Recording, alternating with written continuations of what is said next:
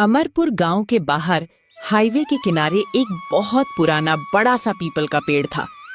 उस पेड़ की ठंडी ठंडी हवा और घनी छांव हर किसी को सुकून देती थी। उसी पेड़ के नीचे रमेश नाम का एक सीधा सादा और मेहनती आदमी अपनी साइकिल रोज खड़ी करता था। रमेश के पास ना कोई बड़ी दुकान थी और ना ही कोई चमक धमक। बस दिल में एक छोटा सा सुनहरा सपना था कि वो गांव के लोगों को अपने हाथ का बना हुआ लाजवाब परंपरागत चिकन खिलाए। वो रोज वहां बैठकर हाईवे से गुजरती गाड़ियों को देखता रहता और घंटों खोया खोया सा बैठा रहता। एक दिन, बस एक दिन देखना, इसी पीपल की ठंडी छांव में मेरा अपना एक प्यारा सा ढाबा होगा। दूर दूर से लोग यहाँ का चिकन खाने आएंगे और खाकर बस वाह वाह करते रह जाएंगे। मेरी माँ के हाथों वाला स्वाद मैं सबको चखाऊंगा। तभी वहां से गांव के सरपंच ठाकुर नरेंद्र सिंह अपनी जीप से गुजरे। रमेश को अकेले बैठा देखकर उन्होंने गाड़ी रुकवाई और धीरे धीरे उसके पास आए। अरे रमेश, इस तपती धूप में यहाँ अकेले बैठकर क्या हवाई किले बना रहा है? कोई काम धंधा क्यों नहीं ढूंढता भाई? जवान है, हाथ पैर मजबूत हैं, मेहनत करेगा तो कुछ बनेगा भी। प्रणाम सरपंच जी, मैं हवाई किले नहीं बना रहा हूँ। मैं तो बस सोच रहा हूँ कि यहीं पर अपना एक छोटा सा चिकन का ढाबा खोलूं। बस यही सपना है मेरा। ढाबा? और वो भी चिकन का? अरे भाई, इस सुनसान हाईवे पर तेरे ढाबे पर कौन आएगा? यहाँ तो दिन भर में बस धूल और हवा ही चलती रहती है। न कोई गांव पास में, न कोई बड़ी बस्ती। सरपंच जी, मुझे अपने हाथ के चिकन के स्वाद पर पूरा यकीन है। जिसने भी एक बार चख लिया वो दोबारा जरूर लौट कर आएगा, चाहे हाईवे कितना भी सुनसान क्यों ना हो। चलो, तुम्हारी हिम्मत की दाद देनी पड़ेगी। अगर सच में ऐसा ढाबा खोलते हो तो याद रखना, सबसे पहला ग्राहक मैं ही बनूंगा। लेकिन सोच लेना, मेहनत बहुत करनी पड़ेगी, रात दिन एक करना पड़ेगा। मेहनत से मैं कभी नहीं डरता सरपंच जी, बस आपका आशीर्वाद बना रहे, बाकी सब मैं खुद कर लूंगा। सरपंच जी तो चले गए, लेकिन रमेश का हौसला पहले से 7 गुना बढ़ गया। उसने ठान लिया कि अब बस सपने देखना बंद, अब काम शुरू करना है। अपनी छोटी सी जमा पूंजी निकालकर उसने लकड़ी के बेंच और मेज बनवाने शुरू कर दिए। अगले ही हफ्ते पीपल के पेड़ के नीचे मिट्टी के चूल्हे तैयार हो गए। रमेश ने तय किया कि वो चिकन को सिर्फ मिट्टी की हांडी में धीमी आंच पर पकाएगा। ढाबे का नाम रखा अमरपुर चिकन हाउस। पहले ही दिन उसने बहुत कम मात्रा में ताजा चिकन मंगवाया और सुबह से ही चूल्हा सुलगाने में जुट गया। तभी उसका बचपन का दोस्त गोपाल वहां पहुंचा। अरे वाह रमेश, तूने तो सचमुच ढाबा खड़ा कर दिया। लेकिन भाई, ये मिट्टी के बर्तनों में अब कौन खाना बनाता है? जमाना कितना आगे निकल गया है, सब स्टील और प्रेशर कुकर का जमाना है। गोपाल भाई, जमाना चाहे जितना बदल जाए, पर जो स्वाद मिट्टी की हांडी और सिलबट्टे पर पिसे मसालों में है, वो इन आधुनिक मशीनों में कहां? आज तू बस खुशबू सूंघ, फिर बताना कैसी लगी। चलो देखता हूँ। पर ये बता, चिकन में ऐसा क्या खास डाल रहा है? खुशबू तो अभी से पूरे हाईवे पर छा गई है, दूर दूर तक बस महक ही महक है, कसम से। इसमें कोई जादुई चीज नहीं है गोपाल, ये तो हमारे गांव के खड़े मसाले हैं। खड़ी लाल मिर्च, लहसुन, प्याज और शुद्ध सरसों का तेल। और हाँ, सबसे बड़ी बात, इसे मैं बहुत प्यार और सब्र से धीमी आंच पर पकाता हूँ। यही इसका असली राज है। धीरे धीरे दोपहर हो गई। चिकन पूरी तरह पक चुका था और उसकी महक हवा के साथ मीलों दूर तक फैल रही थी। तभी हाईवे पर एक बड़ी गाड़ी आकर रुकी, जिसमें से शहर का एक रईस व्यापारी उतरा। वो बहुत थका और भूखा लग रहा था। अरे भाई, ये कैसी गजब की खुशबू आ रही है? दूर से ही महक ने मेरी गाड़ी रुकवा दी। बताओ, यहाँ खाने में क्या मिलेगा? मैं तो भूख से बेहाल हूँ। आइए साहब, पधारिए। ये अमरपुर चिकन हाउस है। यहाँ आपको मिट्टी की हांडी में पका गर्मा गर्म चिकन और बाजरे की रोटी मिलेगी। ऐसा स्वाद मिलेगा कि बस उंगलियां चाटते रह जाएंगे। अरे वाह, मैं तो शहर के नामी गिरामी होटलों में खाता हूँ, लेकिन ऐसी लुभावनी खुशबू आज तक कहीं नहीं मिली। जल्दी से एक थाली लगाओ भाई, अब तो बस रुका नहीं जा रहा। अब भी लाया साहब, बस खाकर बताइएगा कि इस गांव के सीधे साधे इंसान की मेहनत आपको कैसी लगी। रमेश ने बड़ी प्यार से व्यापारी को खाना परोसा। पहला ही निवाला मुंह में डालते ही व्यापारी की आंखें आश्चर्य से फैल गईं। उसने बिना रुके एक के बाद एक कई रोटियां चट कर ली। साहब, खाना कैसा लगा? नमक मिर्च ठीक था ना? कोई कमी रह गई हो तो माफ करना, ये तो मेरा पहला ही दिन है। कमी? अरे रमेश भाई, तुमने तो मुझे मेरे गांव और बचपन की याद दिला दी। ऐसा शुद्ध स्वाद तो मुझे आज तक किसी बड़े होटल में भी नहीं मिला। चिकन की हर बूटी मुंह में रखते ही पिघल गई। लाजवाब, बिल्कुल लाजवाब। ये तो आपका बड़प्पन है साहब। और रही बात चिकन की, वो तो बस इस मिट्टी की हांडी का कमाल है और कुछ नहीं। नहीं रमेश, ये सिर्फ हांडी का नहीं, तुम्हारे हाथों का हुनर है।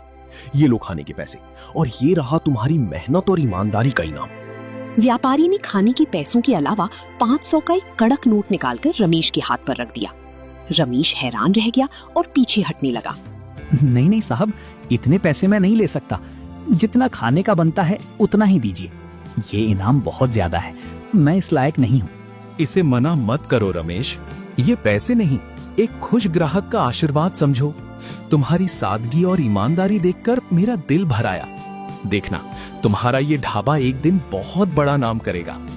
बहुत बहुत धन्यवाद साहब, आपकी ये बात मेरे लिए 500 से भी बड़ी है। आपने तो मेरा हौसला ही बढ़ा दिया। व्यापारी अपनी गाड़ी में बैठकर चला गया, लेकिन वो रमेश के भीतर एक नया हौसला जगा गया। अब रोज हाईवे पर 2-4 गाड़ियां रुकने लगीं और गांव के लोग भी शाम को वहां आकर बैठने लगे। एक शाम सरपंच नरेंद्र सिंह भी अपने दोस्तों के साथ उधर से गुजरे। ढाबे पर भीड़ देखकर उन्होंने जीप रुकवा ली और हैरानी से इधर उधर देखने लगे। अरे रमेश, यहाँ तो सचमुच रौनक लगी हुई है। तेरे ढाबे की खुशबू ने तो पूरे रास्ते पर कब्जा कर रखा है। मैंने तो सोचा भी नहीं था कि इतनी जल्दी इतनी भीड़ हो जाएगी। आइए आइए सरपंच जी, प्रणाम। मैंने आपसे कहा था ना कि नीयत साफ हो तो लोग खुद ब खुद आ ही जाते हैं। आज बस आपका ही इंतजार था, आप आ गए तो मेरा दिन बन गया। हाँ भाई, मैंने वादा किया था कि पहला ग्राहक बनूंगा, पर मैं थोड़ा लेट हो गया, माफ करना। चलो, आज हमारे लिए भी अपनी उस जादुई हांडी का चिकन लगाओ, सबको खिलाओ। बस 10 मिनट दीजिए सरपंच जी, आपके लिए गर्मा गर्म चिकन और चूल्हे की सिकी हुई बाजरे की रोटियां लाता हूँ। ऐसा स्वाद दूंगा कि आप भूल नहीं पाएंगे। रमेश ने मिट्टी के बर्तनों से खाना निकाला और सरपंच जी और उनकी साथियों के सामने परोसा। सरपंच जी ने पहला निवाला मुंह में रखा और उनका चेहरा खुशी से चमक उठा। उनके दोस्त भी बड़े चाव से खाने लगे। वाह सरपंच जी, आपने बिल्कुल सही कहा था। ऐसा स्वाद तो पूरे जिले में कहीं नहीं मिलता। मसालों का तालमेल एकदम सटीक है, कमाल कर दिया। हाँ, तुम बिल्कुल ठीक कह रहे हो। इस चिकन का कोई जवाब नहीं है, लाजवाब। मुझे तो यकीन ही नहीं हो रहा कि हमारे ही गांव का लड़का इतना बढ़िया खाना बनाता है। आप सबको पसंद आया, बस मेरी मेहनत सफल हो गई सरपंच जी। इससे बड़ी बात मेरे लिए क्या होगी? सुन रमेश, अब ये ढाबा सिर्फ तेरा नहीं बल्कि हमारे पूरे गांव की शान है। तुझे कभी भी किसी चीज की जरूरत हो, सीधे मेरे पास आना, मैं तेरी हर संभव मदद करूंगा। आपका यही सहारा बहुत है सरपंच जी। मैं बस अपनी क्वालिटी कभी खराब नहीं होने दूंगा, ये मेरा वादा है आपसे। सरपंच जी के जाने के बाद रमेश का आत्मविश्वास 7वें आसमान पर था। वक्त का पहिया घूमता गया और अमरपुर चिकन हाउस का नाम अब सिर्फ अमरपुर तक सीमित नहीं रहा। आसपास के कई गांवों से लोग वहां स्वाद का लुत्फ उठाने आने लगे। दोपहर और शाम के वक्त इतनी भीड़ होने लगी कि रमेश के लिए अकेले सब संभालना मुश्किल हो गया। वो खुद ही चिकन पकाता, रोटियां सेकता, ग्राहकों को परोसता और बर्तन भी साफ करता। एक दोपहर गांव का ही एक बेरोजगार नौजवान सुनील ढाबे पर आया। वो काफी दिनों से बेरोजगार था और उदास बैठा रहता था। रमेश काका प्रणाम।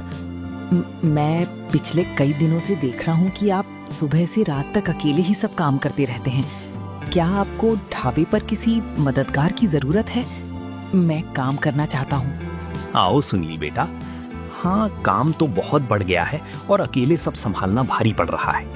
लेकिन बेटा, मैं कोई बड़ा सेठ नहीं हूँ, तुझे ज्यादा तनख्वाह नहीं दे पाऊंगा। बस इतना कि गुजारा हो जाए। काका, मुझे तनख्वाह की चिंता नहीं है। मैं शहर गया था काम ढूंढने, पर वहाँ कोई ढंग का काम नहीं मिला। मैं आपके साथ रहकर काम सीखना चाहता हूँ। आप जो भी रूखा सूखा दोगे मुझे मंजूर है।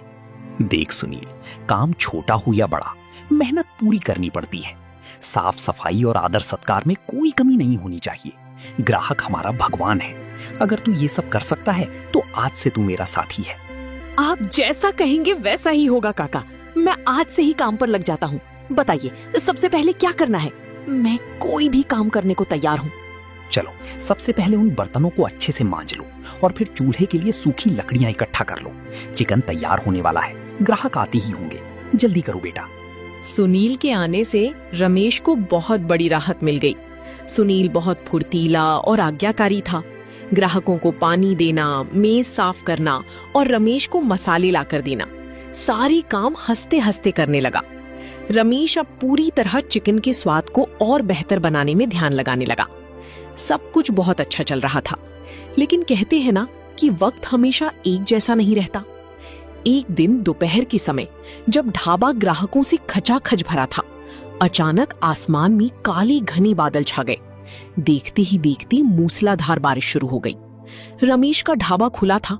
बारिश के कारण मिट्टी के चूल्हे बुझने लगे और ग्राहक इधर उधर भागने लगे। हर तरफ अफरा तफरी मच गई। काका, ये तो बहुत आफत आ गई। इतनी तेज बारिश में तो सब भीग जाएगा। चूल्हा भी बुझ गया है और चिकन की हांडी में पानी जा रहा है। अब क्या होगा? घबरा मत सुनील, हिम्मत से काम ले। सबसे पहले वो तिरपाल उठा जो कोने में रखी है। आजा मेरे साथ, जल्दी कर। इसे पीपल की डालियों से बांध देते हैं ताकि चूल्हा और हांडी बच सके। दोनों ने मिलकर भारी बारिश के बीच तिरपाल को बांधा और चूल्हे को भीगने से बचा लिया। जो ग्राहक वहां मौजूद थे, वे रमेश की इस सूझबूझ और मेहनत को देखकर दंग रह गए। रमेश खुद पूरा भीग चुका था, पानी टपक रहा था, लेकिन उसने हांडी के चिकन को सुरक्षित बचा लिया था। वाह रमेश भाई, तुम्हारी इस लगन को सलाम है। खुद पूरे भीग गए पर हमारे खाने पर आंच नहीं आने दी। कमाल कर दिया। तुम जैसे लोग ही असली मेहनती होते हैं। साहब, आप लोग दूर से यहाँ आए हैं। अगर मेरी वजह से आप भूखे पेट लौटते तो मुझे जिंदगी भर अफसोस रहता। बारिश थोड़ी कम होने दीजिए, मैं गर्मा गर्म रोटियां फिर से सेकता हूँ। काका, कोयला अभी भी अंदर से गर्म है। आग फिर से सुलग गई है। देखो, चूल्हा जल उठा है। उस दिन बारिश तो बहुत हुई, लेकिन रमेश की समझदारी और सुनील की वफादारी ने ढाबे को एक बड़े नुकसान से बचा लिया। ग्राहकों के दिलों में रमेश के लिए इज्जत और भी बढ़ गई थी। बारिश वाली उस घटना ने रमेश की आंखें खोल दी थी। उसने समझ लिया कि सिर्फ तिरपाल के भरोसे इतना बड़ा काम आगे नहीं बढ़ सकता। ढाबे को एक पक्की छत की जरूरत थी। रमेश ने सुनील को पास बुलाया और अपनी दिल की बात साझा की। सुनील, उस दिन की बारिश ने हमें बचा तो लिया, लेकिन हर बार हमारी किस्मत इतनी अच्छी नहीं होगी। मैं सोच रहा हूँ कि अब इस खुले ढाबे को एक पक्के ढाबे का रूप दे दिया जाए। ये तो बहुत बढ़िया विचार है काका, लेकिन पक्का ढाबा बनाने में तो काफी पैसे लगेंगे। क्या हमारे पास इतने पैसे जमा हो गए हैं? हाँ सुनील, ग्राहकों के प्यार से पिछले कुछ महीनों में अच्छी बचत हुई है। मैं कोई आलीशान होटल नहीं बनाना चाहता, बस बांस और फूस का एक बड़ा सा छप्पर और नीचे पक्की ईंटों का फर्श, ताकि बारिश में भी ग्राहक आराम से बैठकर खा सके। काका, गांव में जो मिस्त्री बच्चू राज है ना, वो बहुत अच्छा काम करता है। मैं आज ही उससे बात करता हूँ। वो कम पैसों में हमारे ढाबे को एक नया और सुंदर रूप दे देगा। हाँ, उसे आज शाम को यहीं बुला लो। हम बैठकर पूरा हिसाब किताब तय कर लेंगे। लेकिन याद रहे सुनील, ढाबे की शक्ल भले बदल जाए, पर हमारा चूल्हा मिट्टी का ही रहेगा और चिकन सिर्फ हांडी में ही पकेगा। ये कभी नहीं बदलेगा। अगले ही दिन से काम शुरू हो गया और देखते ही देखते कुछ ही दिनों में पीपल के पेड़ के बगल में एक खूबसूरत ढाबा बनकर तैयार हो गया, जिसमें साफ सुथरी पक्की जमीन और बैठने की बेहतर व्यवस्था थी। नए ढाबे के खुलते ही ग्राहकों की तादाद दोगुनी हो गई। अब अमरपुर चिकन हाउस सिर्फ आम मुसाफिरों तक सीमित नहीं था, बल्कि शहर के बड़े बड़े लोग भी वहां के स्वाद की चर्चा सुनकर खींचे चले आ रहे थे। एक रविवार की दोपहर ढाबे के सामने दो चमचमाती गाड़ियां आकर रुकी। उनमें से कुछ लोग उतरे जिनके हाथों में बड़ी बड़ी कैमरे और माइक थे। वे शहर के मशहूर फूड ब्लॉगर थे। सुनिए भाई साहब, क्या यही रमेश जी का मशहूर हांडी चिकन हाउस है? हमने सोशल मीडिया पर इसके बारे में बहुत सुना है। लोग कहते हैं यहाँ का चिकन जादुई है। जी हाँ साहब, बिल्कुल सही जगह आए हैं आप। बैठिए, वो सामने हमारे रमेश काका ही चिकन बना रहे हैं, आप खुद देख लीजिए। नमस्कार रमेश जी, हम शहर से आए हैं। इंटरनेट पर आपके चिकन के स्वाद की धूम मची हुई है। क्या हम आपके चिकन बनाने का एक छोटा सा वीडियो बना सकते हैं? पूरी दुनिया देखेगी आपको। अरे साहब, मैं तो बस एक सीधा साधा गांव का आदमी हूँ। वीडियो वगैरह के बारे में मुझे ज्यादा नहीं पता, पर हाँ, आप खुशी खुशी देख सकते हैं कि मैं खाना कैसे बनाता हूँ। मेरे पास छुपाने को कोई गुप्त मसाला नहीं है, सब खुला हुआ है। देखिए दर्शकों, आप खुद देख सकते हैं कि ये चिकन पूरी तरह कोयले की धीमी आंच पर मिट्टी की परंपरागत हांडी में पक रहा है। खुशबू इतनी बेमिसाल है कि मैं शब्दों में बयां नहीं कर सकता। ये देखिए, मसाले भी हाथ से पिसे हुए हैं। साहब, बातें तो होती रहेंगी, पहले आप लोग गर्मा गर्म चिकन और चूल्हे की रोटियां खाकर देखिए, तभी तो असली स्वाद का पता चलेगा। खाना खाकर बताइएगा कैसा लगा। ब्लॉगर्स ने जैसे ही पहला निवाला चखा, उनके चेहरों पर हैरानी और खुशी के भाव साफ दिखने लगे। उन्होंने कैमरे के सामने रमेश के हुनर और उसकी सादगी की जमकर तारीफ की। रमेश के लिए ये एक नया और अनोखा अनुभव था। उसे अंदाजा भी नहीं था कि उसकी मेहनत अब इंटरनेट के जरिए लाखों लोगों तक पहुंचने वाली है। शहर से आए उन फूड ब्लॉगर्स ने जब रमेश के ढाबे का वीडियो इंटरनेट पर डाला तो वो देखते ही देखते वायरल हो गया। लाखों लोगों ने उस वीडियो को देखा और रमेश के पारंपरिक तरीके और उसकी सादगी के दीवाने हो गए। अब तो हाल ये था कि सुबह ढाबा खुलने से पहले ही हाईवे पर गाड़ियों की लंबी कतारें लग जाती थी। शहर के बड़े बड़े अफसर और कारोबारी भी वहां लाइन में खड़े नजर आते थे। काका, आज तो कमाल ही हो गया। बाहर शहर के बड़े पुलिस कप्तान साहब अपनी पूरी टीम के साथ आए हैं और कह रहे हैं कि जब तक रमेश काका के हाथ का चिकन नहीं खाएंगे यहाँ से नहीं जाएंगे। इतनी बड़ी बड़ी गाड़ियां लगी हैं बाहर। सुनील, चाहे कोई कप्तान साहब हो या हमारे गांव का कोई गरीब मुसाफिर, हमारे लिए सब बराबर हैं। सबको पूरी इज्जत से बिठाओ, बस अपनी मर्यादा और स्वाद में कोई कमी नहीं आनी चाहिए। जी काका, मैं अभी उनके बैठने की व्यवस्था करता हूँ, लेकिन आज चिकन थोड़ा कम पड़ सकता है, भीड़ बहुत ज्यादा है। जितना है उतने में ही बरकत होगी सुनील। हम लालच में आकर कभी बासी या जल्दबाजी में कच्चा चिकन नहीं परोसेंगे। जो शुद्ध बनेगा वही बिकेगा, यही हमारा सिद्धांत है। कप्तान साहब ने जब चिकन खाया तो वो इतने खुश हुए कि उन्होंने खुद काउंटर पर आकर रमेश की सराहना की।